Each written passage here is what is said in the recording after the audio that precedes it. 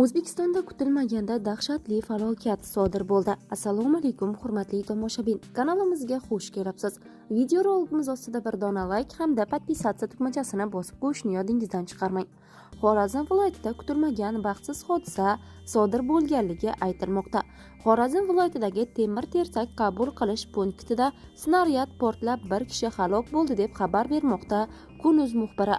Ma'lumotlarga ko'ra, voqea 11-aprel kuni Yangiariq tumanida sodir bo'lgan. Yig'ilgan metallni tushirish vaqtida temir tersaklar orasida turgan snaryad portlab ketgan. Hodisa oqibatida yaqin atrofda bo'lgan 31 yoshli ishchi halok bo'lgan. Dastlabki ma'lumotlarga ko'ra, snaryad Qoraqalpog'istonning Amudaryo tumanidagi harbiy xizmatchilardan sotib olingan.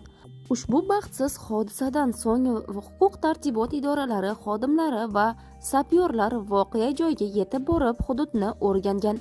Tartib posbonlari voqea davomida yana 30 ga yaqin snaryadni aniqlashga muvaffaq bo'ldi. Ishni harbiy prokuratura o'z nazoratiga oldi.